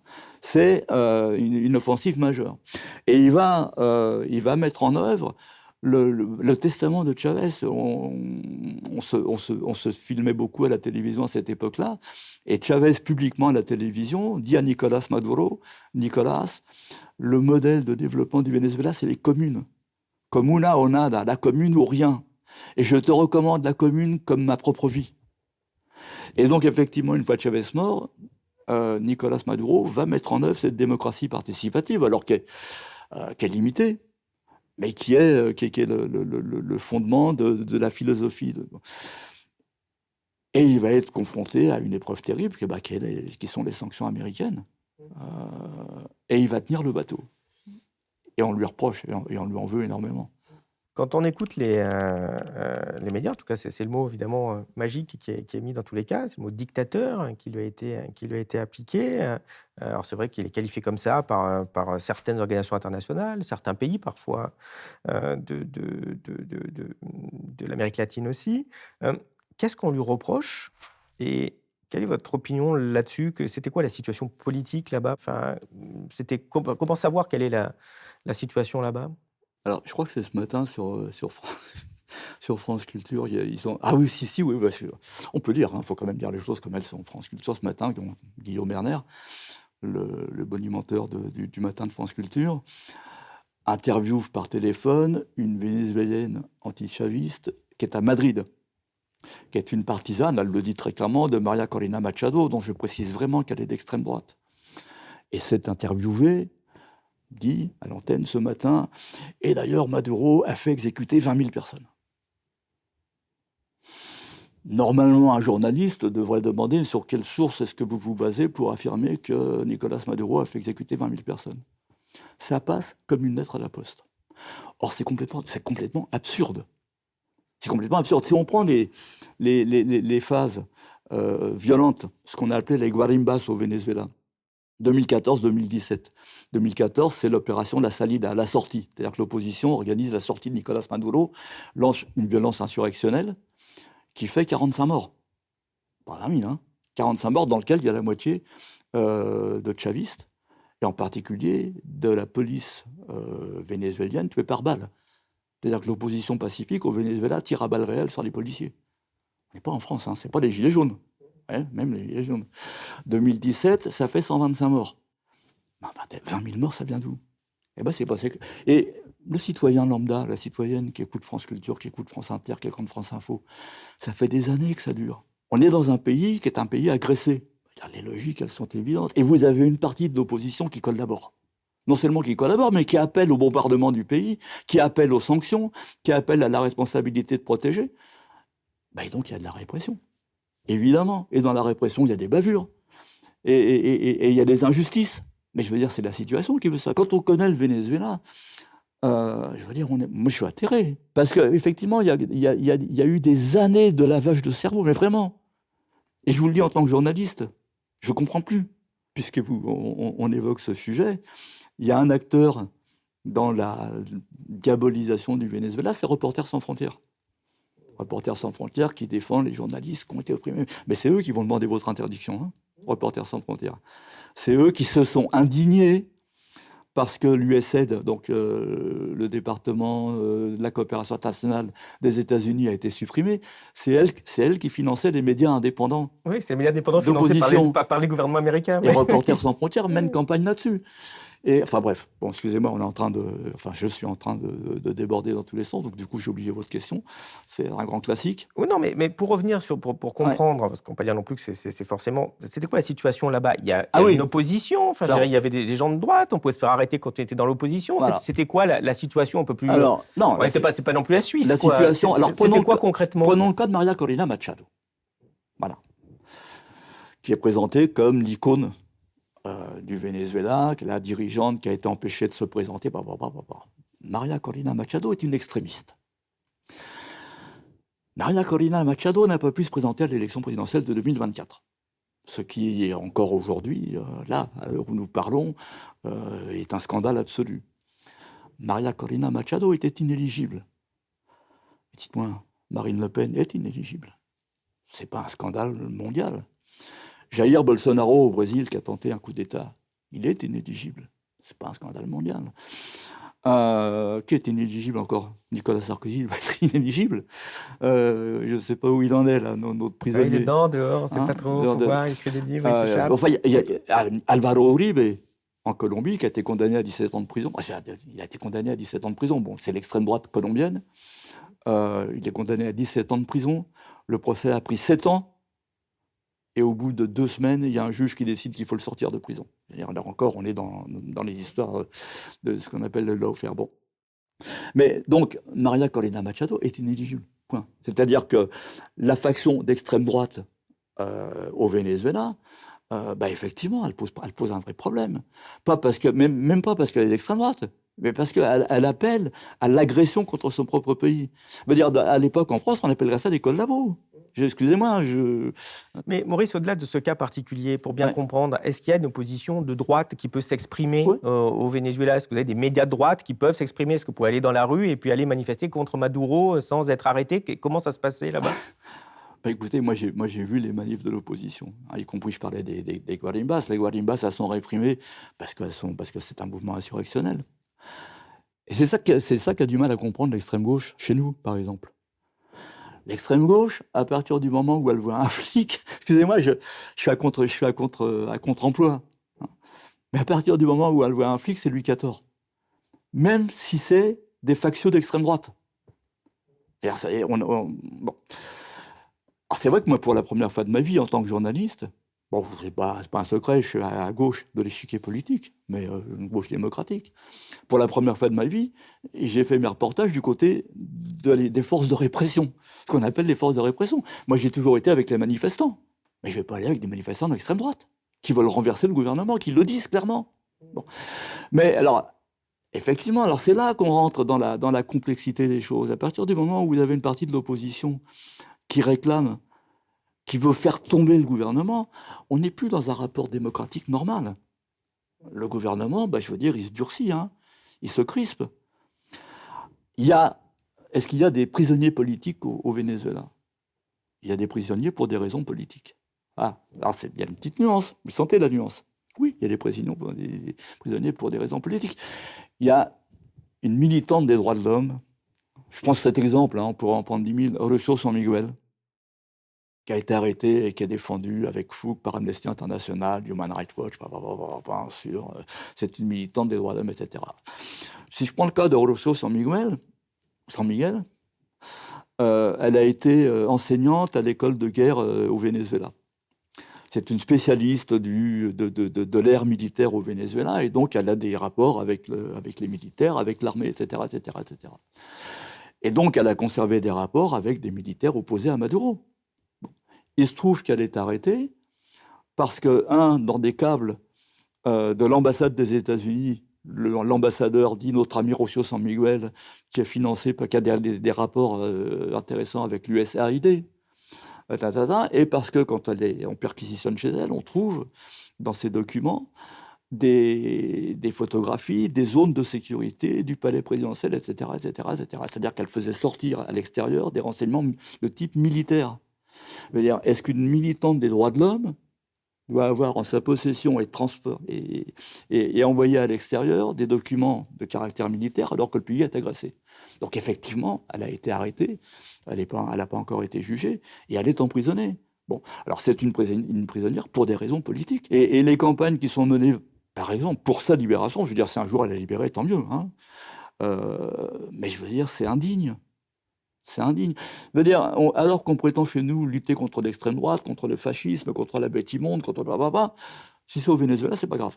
Pour avancer sur l'aspect un peu plus politique, sur les élections, en 2019, Juan Guaidó s'est proclamé président intérimaire du Venezuela avec l'appui, la reconnaissance des États-Unis, d'une partie de l'Union européenne. Qu'est-ce qui s'est passé à l'époque? Et qui était ce personnage? Qu'est-ce qu'il devient? Et qu'est-ce que vous pensez de ce qui s'est passé à l'époque? Alors, qu'est-ce qui se passe à l'époque? Il y a des élections présidentielles en 2018. L'opposition refuse d'y participer. Nicolas Maduro, sans opposition réelle, alors la gagne de manière très large. Et l'opposition ayant boycotté l'élection, la communauté internationale, que j'ai décrite tout à l'heure, décrète que Maduro n'est pas un président légitime. Imaginons que demain, excusez-moi, je prends des exemples idiots, mais j'adore les exemples idiots, le Rassemblement national décide qu'il boycotte l'élection présidentielle et qu'on ait un président et que la communauté internationale de la Chine, de la Russie et de l'Iran disent le président qui a été élu n'est pas légitime parce qu'une partie de l'opposition n'a pas participé. On est dans un délire. Et à ce moment-là, vous avez le petit président de l'Assemblée nationale. La présidence à cette époque se fait par rotation entre les partis de l'opposition. Donc, celui qui est Juan Guaidó devient président de l'Assemblée nationale. On est en début d'année. Il a été élu avec, je crois, 69 000 voix, si je me souviens bien. Et il s'autoproclame. Alors, est-ce qu'il s'autoproclame? Non, c'est pas ça. C'est pas ce qui s'est passé. La veille du jour du 13 janvier ou du 23 janvier où Juan Guaidó s'autoproclame, vous avez le vice-président des États-Unis, Mike Pence, depuis Washington, parce que la capitale des États-Unis à l'époque c'était Washington, c'était pas Mar-a-Lago. Depuis Washington, Mike Pence appelle les Vénézuéliens à descendre dans la rue. C'est-à-dire que c'est les États-Unis qui provoquent l'autoproclamation de Juan Guaidó, qui n'a aucune légitimité. Et on va avoir cette comédie pendant jusqu'à 2023 d'un président autoproclamé qui, vous l'avez dit, qui est reconnu par, je veux dire, par tous les vassaux des États-Unis. Voilà, point. C'est aussi bête que ça. Et c'est l'échec de cette stratégie qui amène d'ailleurs le raidissement des États-Unis. Parce que ça a échoué, hein. Ça s'est terminé en eau de boudin, comme on dit en France, je ne sais pas comment on dit aux États-Unis, mais tout ça a été une pitrerie. Guaidó, il était le président du Venezuela à l'extérieur, mais à l'intérieur, il ne représentait rien. Et pourquoi la droite traditionnelle n'a pas eu plus de poids? Parce qu'a priori, quand on écoute, il y aurait donc Maduro d'un côté, de l'autre Machado qui est l'extrême droite de l'extrême droite. Vous dites, alors pourquoi il y a aussi peu de noyau central? Parce que depuis maintenant plusieurs années, la droite radicale a délégitimé toutes les élections. Deuxième point, parce que Maria Corina Machado ayant été éliminée, il y a eu quand même un phénomène autour du candidat qu'elle présentait, Edmundo González, dans la mesure où, effectivement, il y avait tout un courant disant « Maria Corina Machado va l'emporter ». Donc, et la droite modérée a été présentée alors, dans ce qu'on appelle au Venezuela « los alacranes », les scorpions, les traîtres, ceux qui trahissent la droite. Et donc, effectivement, je veux dire, ils ont souffert de ça. Ils ont été présentés comme, en fait, les hommes liges de Maduro. Et bon, et voilà, le résultat, c'est effectivement la droite a tellement délégitimé les élections, et y compris pendant un certain temps, a tellement joué comment dire, Puis il y a eu une déception énorme après l'affaire Guaido. Parce qu'ils y ont cru, je veux dire, la droite, elle a cru à Guaido. Puis tout ça s'est effondré. Alors vous me posiez tout à l'heure la question où il est Guaido. Guaido, il joue au tennis à Miami. Alors, merci pour ce rappel historique, mais du coup, quand je vous écoute, qu'on replonge dans cette histoire du Venezuela, on se dit finalement, ça fait 10 ans que les États-Unis sont un peu à la manœuvre en disant, bon, enfin, ok, ça Enfin, fait ça plus fait que plus, ça, ouais. mais en tout cas, on va dire Ouais. la deuxième phase, la phase Ouais, plus ouais. active d'Obama, dont on a parlé plusieurs fois, autour de 2015-2016. Pourquoi ils ont attendu autant de temps pour agir? Bah parce qu'il y a quand même des alternances. Je veux dire, c'est Biden qui se rend compte à un moment que la stratégie Guaido, ça ne fonctionne pas. Et qui dit à l'opposition, il faut revenir dans le cadre démocratique normal. C'est lui qui... l'accord de la Barbade, c'est les États-Unis qui... bon. Et puis, je veux dire, il y a eu le premier mandat de Trump, qui n'a pas donné grand-chose. Et le deuxième mandat de Trump, là, il dit, on met le paquet. Mais alors, la stratégie dure de Trump, le premier mandat, a échoué. Biden échoue à faire sortir Maduro par une voie plus soft. Et Trump, il arrive pour la troisième manche, et il dit, bon, maintenant, on en finit. Mais maintenant que Maduro est plus là, d'après vous, qu'est-ce qui va se passer? Parce qu'en effet, les choses sont pas très claires, quoi. Au début, on a l'air de penser qu'il y avait une invasion américaine, et puis on voit finalement non. Finalement, Ouais. il y a toujours le gouvernement. Alors, Puis après, Trump s'est mis à dire ouf, bon, les opposants, pas forcément la peine de les libérer tout de suite. Et puis pour les élections, on verra plus tard. Enfin, c'est pas très clair quand même. Bon, ça va, vous avez déjà résumé mais non, mais alors là, pour le coup, je vais être très prudent et je vais éviter de spéculer. Ce qui s'est passé, en fait, pour le coup, c'est pas une surprise quand même. Sans me citer, mais tout ce que j'ai écrit auparavant, je disais que la présence de cette flotte américaine face aux côtes faisait craindre le pire. Je vais y compris, je vais vous dire, je pensais plus à un assassinat de Maduro par une frappe ciblée qu'à une séquestration. Bon, donc on savait qu'il allait se passer quelque chose. Parce que de toute façon, quels que soient les objectifs, Trump ne pouvait pas se permettre de retirer sa flotte sans quelque chose de tangible. Bon, ok.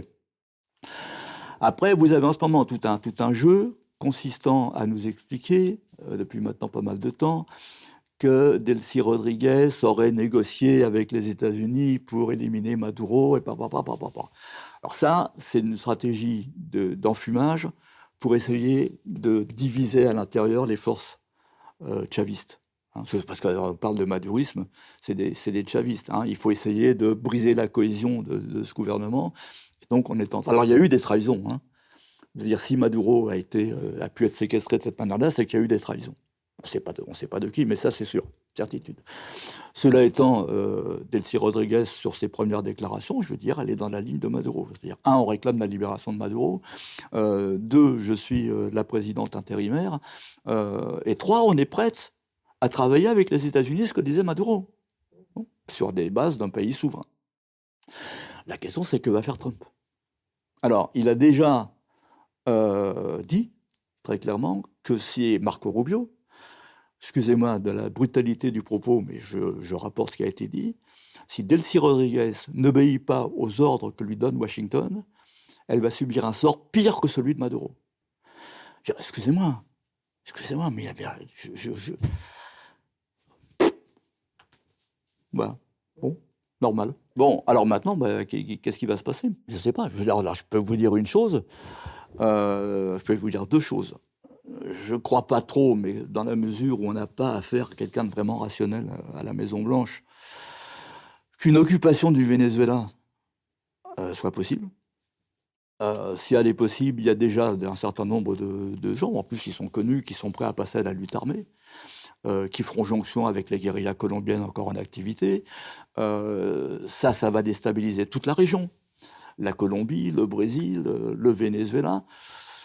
Ça serait un crime. Alors vous avez la gauche latino-américaine qui s'inquiète énormément. Qui est même pas...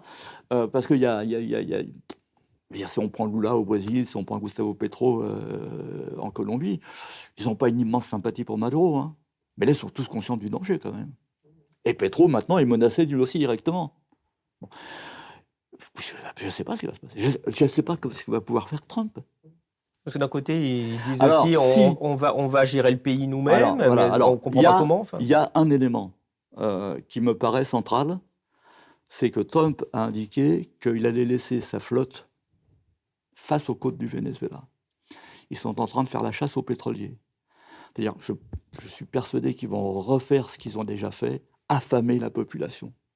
Affamer la population. Pour que soit, un, elle se retourne contre Delcy Rodriguez, elle se révolte. Deux, que Delcy Rodriguez cède. Mais ce serait quoi céder dans ce cas-là? Dire, écoutez, on va organiser tout de suite des élections qu'on va perdre comme ça, tranquille. On laisse revenir sans poser de conditions toutes les multinationales américaines. On vous laisse... Vous savez, quand Chavez est arrivé au pouvoir, donc il est élu, et on est fin 98, et l'ambassadeur des États-Unis demande immédiatement à le rencontrer. Et donc Chavez reçoit l'ambassadeur des États-Unis, et il raconte, il est arrivé avec ma liste de mes ministres, que je devais nommer. Et il s'est fait envoyer péter, l'ambassadeur des États-Unis. Et ça commence là, hein, tout ça. Bon. Et là, ils vont faire le même plan. Ils vont dire à Delcy Rodriguez, voilà, on veut nos multinationales sur le pétrole, sur l'or, sur le coltan, voilà les ministres que vous avez le droit de nommer, voilà ceux qu'il faut écarter. Le ministre de l'Intérieur, Diosdado Cabello, qui a 25 millions de dollars sur la tête de récompense, celui-là, vous le dégagez. Bon, voilà, mais je suis incapable de vous dire ce qui va se passer. Il n'est pas censé y avoir des élections aussi bientôt, du coup, s'il n'y a plus de Alors, président? Dans ça les peut 30 jours, aussi il est être le censé y jeu. avoir. Hein. C'est-à-dire, dans la constitution vénézuélienne, la présidente intérimaire, donc elle est présidente intérimaire parce qu'elle considère que l'absence de Nicolas Maduro est une absence provisoire. C'est-à-dire que l'objectif, c'est de faire libérer Maduro.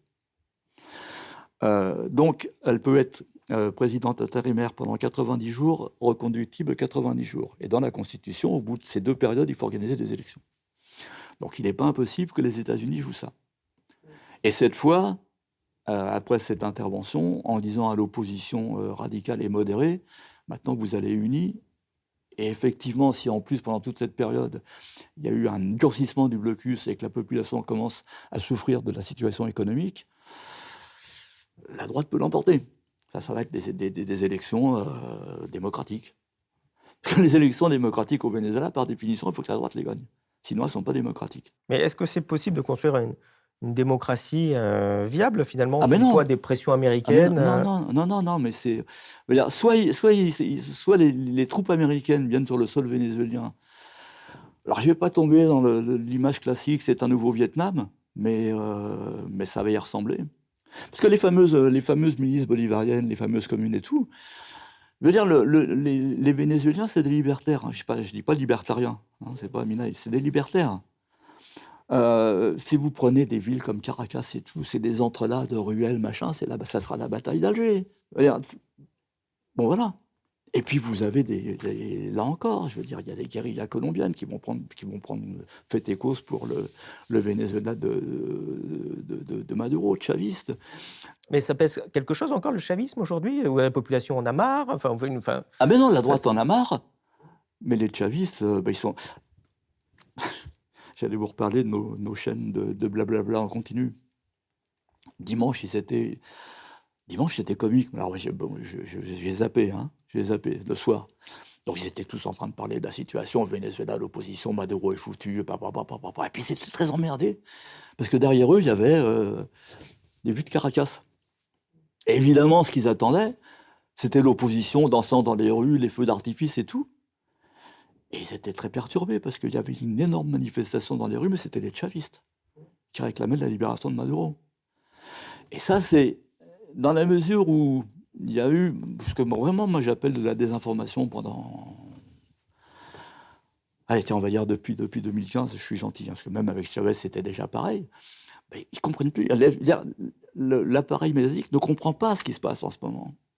Je veux dire, on veut nous présenter le Venezuela comme un pays dans lequel les Vénézuéliens en ont marre de Maduro. Il y a une partie des Vénézuéliens qui en ont marre de Maduro. Un, pour des raisons idéologiques, c'est la droite. Deux, par fatigue, parce que cette période a été terrible pour tout le monde. Je veux dire, y compris des anciens partisans de Maduro. Hein. Je veux dire, on n'a plus dans l'appui à Maduro, il n'y a plus l'appui qu'il y avait à Chavez. Parce que même à gauche, on a dérouillé. Vous avez des gens qui disent, c'est ce qui s'est passé au Nicaragua en 90, lorsque, après 10 ans d'agression des États-Unis, les sandinistes ont été vaincus par la faim et la guerre. C'est-à-dire, vous avez un certain nombre de gens, y compris les abbés, qui ont dit, si on continue à voter pour eux, on est encore dans la merde pour 5 ans, pour 10 ans. Donc on laisse tomber, on n'en peut plus, on n'en peut plus. Donc c'est là-dessus que jouent les États-Unis. Alors, on en a déjà un peu parlé, mais j'ai envie de vous demander ce que vous pensez du traitement médiatique en France et à l'international du cas vénézuélien depuis quelques années. Et pour l'illustrer, je vous ai prévu quelques tweets pour montrer un peu ce qu'on a pu lire. Jean-Dominique Mercier qui nous explique que Trump a réalisé un exceptionnel tour de force militaire et politique. Pascal Praud qui nous dit finalement, bon, le droit international, les Vénézuéliens, ils s'en moquent puisque maintenant, ils sont libres. Sur France Info, la journaliste qui nous explique que Trump a été formidable dans son intervention puisqu'il y a eu 0 mort. C'est juste des Vénézuéliens et des Cubains, ça compte pas. Ou Gilles Bernstein, dans une magnifique intervention face à un professeur de droit qui nous donne son avis de citoyen en disant que le droit international, oui, certes, mais bon, on s'en fout un peu. Hein. Ce qui compte quand même, c'est que les peuples vénézuéliens y trouvent son compte. Plus généralement, les médias et le Venezuela. Écoutez, je ne sais pas si vous l'avez noté comme moi. Je ne sais même pas pourquoi on a besoin des médias de Bolloré. Le service public, c'est la même chose. Donc, de deux choses l'une. Soit Bolloré ne sert à rien, soit le service public est en train de glisser, je ne sais pas trop dans quel... Bon, en réalité, l'information est malade. Information, alors, évidemment, je vais avoir l'air de jouer les vieux cons, parce que je ne suis pas de la génération qui... toute neuve, mais il y a quand même une époque où il y avait des journalistes. Maintenant, on a des influenceurs, on a des blablateurs, on a des tautologues.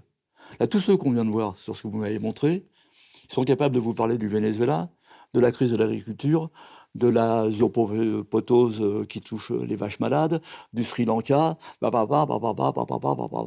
parfois dans la même émission. Et on peut être à peu près sûr qu'aucun n'a jamais foutu les pieds au Venezuela en particulier. Ah non, mais peut-être un point quand même important. Aucun n'a foutu les pieds au Venezuela. Alors sur le Venezuela, moi, je peux vous en parler vraiment à l'aise là-dessus, parce que bon, vous l'avez dit, j'ai été rédacteur en chef du Monde diplomatique, rédacteur en chef adjoint, donc je sais bien comment ça se passe.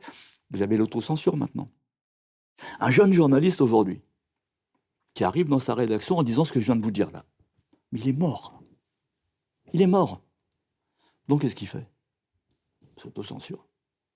J'ai eu, là encore, je ne vais pas vous donner de nom, j'ai fait travailler au monde diplomatique, une bonne journaliste, sur le thème d'Amérique latine. Et puis là, tout récemment, j'ai publié dans le Monde diplomatique un grand reportage sur le Honduras. Et donc, elle m'envoie un message en me disant « J'ai lu ton reportage sur le Honduras, c'est formidable, machin. » Et elle rajoute « Sur le Venezuela, je ne te lis plus. Je ne sais pas quoi penser de ce pays. » Elle travaille dans un grand quotidien français. Et en fait, elle ne me lit plus parce qu'elle ne veut pas se retrouver en contradiction avec sa rédaction en chef. Je le sais, hein, je ne donne pas de nom, je ne donne pas le nom du journal. Et voilà. Et on en est là. Et vous avez par ailleurs... Je m'en prends aux journalistes, mais il faut aussi s'en prendre. Enfin, il faut aussi s'en prendre. Chacun s'en prend à qui il veut. Il y a un certain nombre de... alors, ceux dont j'en ai un petit peu parlé, les docteurs en sciences politiques, Là encore, ils influencent les journalistes, parce que les journalistes, ils ne savent pas en réalité. Mais si vous avez un docteur en sciences politiques de gauche, et même parfois d'extrême gauche, c'est génial. Ça commence comme ça. Trump bafoue le droit international, c'est presque camarade. Mais Maduro a bafoué la démocratie. Mais c'est génial pour le service public, vous êtes peinard. Vous avez tapé un coup à droite, un coup à gauche, la balle au centre, vous êtes bien, vous êtes nickel, vous avez fait de l'information. Eh ben non. Non, ça ne marche pas comme ça. Je veux dire, là, je vous ai fait... alors effectivement, on pourra sans doute critiquer l'intervention que je viens de faire avec vous, parce que j'ai pas critiqué le régime. Voilà, je n'ai pas critiqué. Mais attendez, compte tenu des attaques dont il est victime, je considère, en tant que journaliste qui connaît le Venezuela, en tant qu'observateur, que ce n'est pas le moment de taper sur Maduro. Non pas par, vous savez, connaissez le phénomène le campisme. Hein, le campisme, c'est ceux qui, par définition, veulent appuyer n'importe qui contre les États-Unis. Parce que, alors ça, c'est un discours qui est diffusé par ce que j'appelle les décampistes. C'est-à-dire, on est toujours là dans les bons moments, mais dès que ça devient compliqué, on décampe. Parce que moi, ça ne me gêne pas qu'on critique Maduro, qu'on critique le Venezuela. Mais s'il y a débat, s'il y a au moins quelqu'un qui dit « Attendez, je ne suis pas d'accord », c'est fini ça. Hein. Pour ceux d'entre vous qui suivaient un petit peu les médias, mais que ce soit la presse écrite, je n'ai pas vu, là, depuis samedi, sur tous les plateaux de télévision, quelqu'un qui défende le Venezuela. Pas d'une manière inconditionnelle. Non, je n'en ai pas vu un. Donc là, on a beaucoup parlé des médias, mais évidemment, les réactions ont été aussi politiques. Et les réactions en Occident n'ont pas été piquées des hannetons. Quelques exemples avec le dirigeant anglais qui refuse de dire que les États-Unis avaient violé le droit international. Ensuite, le dirigeant allemand qui explique que la qualification juridique de l'intervention américaine est complexe. Alors, c'est compliqué quand même ce qui s'est passé. Ils doivent manquer de spécialistes de droit international, peut-être en Allemagne, ce qui peut expliquer quelques problèmes par le passé. L'Union européenne, ensuite, avec von der Leyen, qui dit simplement qu'elle suit de très près la situation au Venezuela. Voilà. Évidemment, elle rappelle que par ailleurs, Maduro était aussi pas reconnu par l'Union européenne. Madame Kallas, qui dirige, on ne sait pas assez, la diplomatie européenne, explique aussi que l'UE suit de très près la situation au Venezuela, donc est très très suivi le Venezuela, mais pas de condamnation de Trump. Et pour finir, l'Italie, où Giorgia Meloni explique qu'elle suit l'évolution de la situation. Donc, beaucoup de personnes suivent le Venezuela, a priori, et que, évidemment, elle considère légitime une intervention défensive contre les attaques hybrides de la sécurité américaine contre du trafic de drogue. Donc, comme quoi, quand même, l'humour italien restera quand même peut-être la palme qui sera intéressante. Qu'est-ce que vous avez pensé de toutes ces réactions internationales ? D'abord, qu'elles sont sur la même ligne que Milei en Argentine, que Benjamin Netanyahou en Israël. Vous savez qu'on n'en a pas parlé, mais la Commission européenne, qui est toujours à côté de ses pompes, si je peux me permettre, elle vient de pondre un communiqué disant qu'il fallait impérativement que Maria Corina Machado participe à la transition. Alors déjà, ils n'ont pas compris Trump. Bon. Mais ce que j'ai oublié de vous dire, c'est que Maria Corina Machado, dans sa lutte contre la dictature de Maduro, le parti de Maria Corina, Vente Venezuela, a passé un accord de coopération avec le Likoud de Benjamin Netanyahou. Ah. Oui, mais il y a un accord signé, on a tout. Donc, si vous voulez, de Meloni à Milei et à Netanyahou, et à l'impératrice von der Leyen, on est dans la même ligne. Et c'est quoi la ligne ? Si on suit les États-Unis, parce que c'est ça.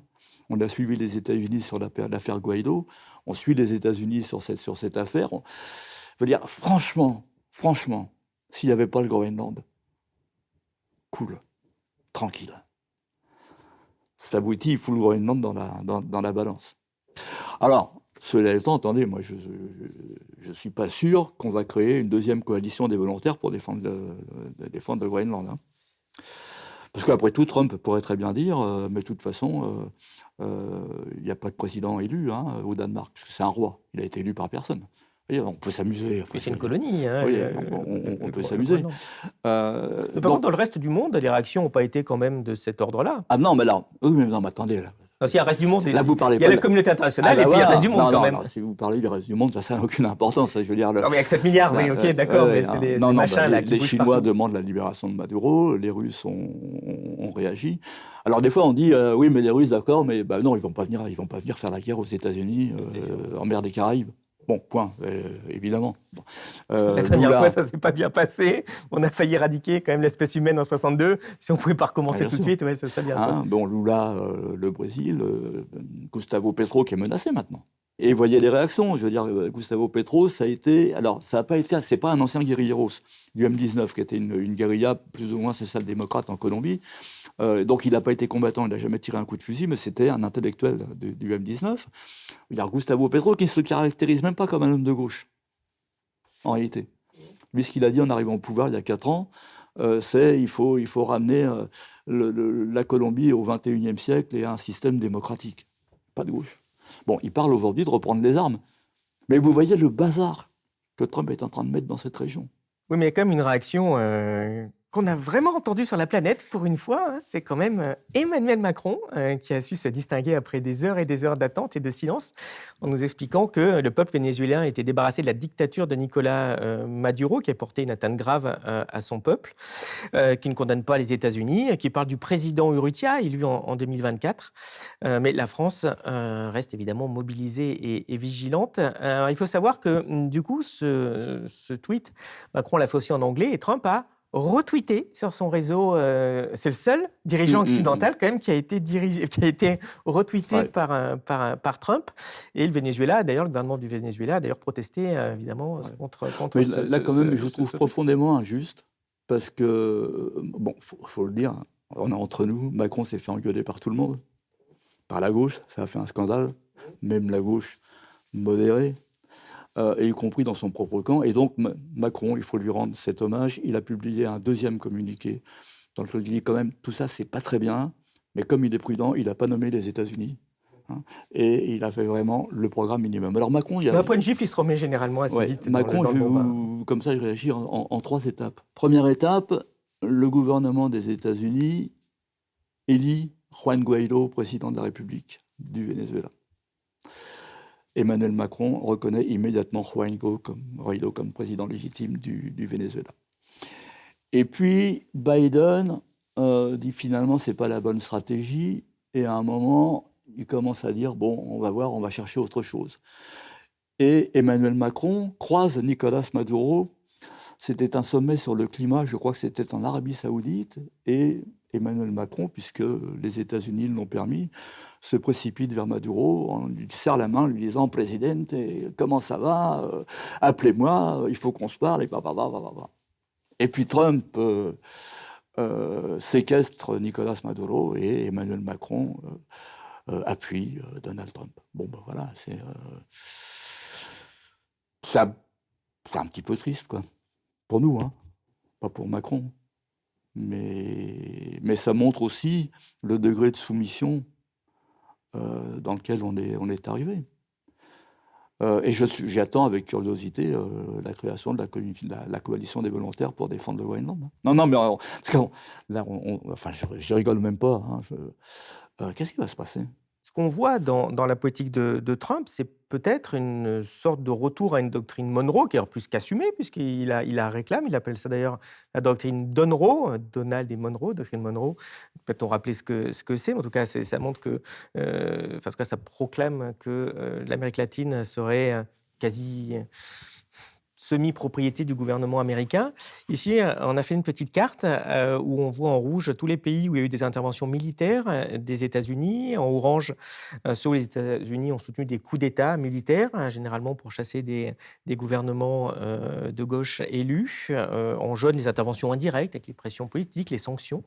Et en vert, quelques pays, il n'y a pas eu d'intervention, souvent parce que ce sont des pays qui dépendent de pays occidentaux. Donc, oui, qu'est-ce que vous pensez de ce retour, finalement, ce retour, enfin, est-il vraiment parti aussi de l'impérialisme américain ? C'est comme ça qu'on analyse ce qui se passe ? La première chose que je pense, c'est qu'en réalité, il manque un certain nombre de choses, les coups d'État modernes. C'est-à-dire 2002, tentative de coup d'État contre Hugo Chavez, appuyé par les États-Unis. 2004, Jean-Bertrand Aristide en Haïti, qui a renversé avec l'appui des États-Unis et de la France, entre parenthèses. Bon, passons. Vous avez ensuite, en 2008, en 2009, le renversement de Manuel Zelaya au Honduras, avec l'appui de Hillary Clinton et des États-Unis sous Barack Obama. Vous avez en 2008, tentative de renversement d'Evo Morales en Bolivie, qui échoue. Qui échoue parce que Hugo Chavez, Lula, viennent de créer l'UNASUR, qui vire les États-Unis et qui gère elle-même la crise régionale. Vous avez 2010, une tentative de coup d'État contre Rafael Correa en Équateur. Vous avez 2014, coup d'État réussi contre Fernando Lugo au Paraguay. Ils sont là, hein, oui, tout à fait. Comment ça, ils sont là ? Non, je ne les ai pas affichés. J'ai mis des interventions militaires sur la carte, mais sinon, orange, tout ce que vous citez, c'est les interventions orange. Donc voilà, donc en fait, la doctrine de Monroe, elle a toujours été en œuvre. Maintenant, effectivement, la différence, c'est la doctrine Donroe. Donc, Ça correspond par rapport à la doctrine de Monroe, au corollaire de Roosevelt, qui faisait des États-Unis, qui donnait aux États-Unis la possibilité d'intervenir en cas où un gouvernement latino-américain ne respecterait pas le cadre démocratique. Vous savez que, on ne l'a pas dit tout à l'heure, je reviens sur des choses importantes. Vous l'avez dit, vous, Trump n'a pas respecté la Constitution américaine puisqu'il n'a pas consulté le Congrès. Comment est-ce qu'il a fait pour tourner la difficulté? C'est qu'il n'a pas déclaré la guerre au Venezuela. Il a déclaré Nicolas Maduro chef d'un cartel de drogue. Et pour arrêter, et ça a été dit par Marco Rubio après la séquestration de Nicolas Maduro, c'est une opération de police. C'est la police des États-Unis qui est intervenue, aidée par l'armée. Bon. Alors ben là, ça c'est la doctrine de Monroe, c'est-à-dire on joue, mais c'est vraiment la doctrine de Monroe portée à ces extrêmes, parce que ça n'a jamais été aussi brutal quand même. Hein. Le Panama, même le Panama, Noriega, c'était vraiment un trafiquant.